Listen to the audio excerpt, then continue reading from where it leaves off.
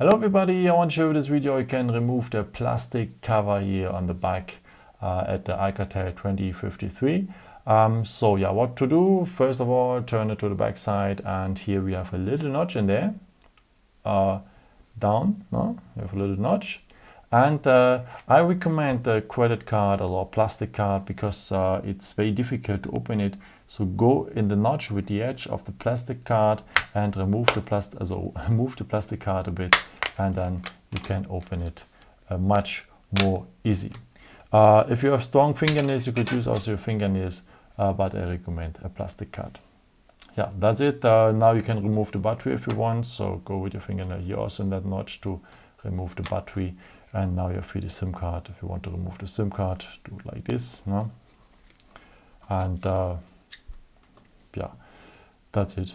Okay, I hope I could help you with this video and answer a question. At the end, you put everything back. Huh? Yeah, I hope I could help you with this video and answer a question. And maybe if you want, you can leave me a nice comment or give me some thumbs up. Would be very helpful for my videos. Thank you so much for.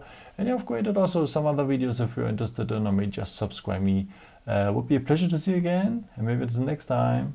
Ciao.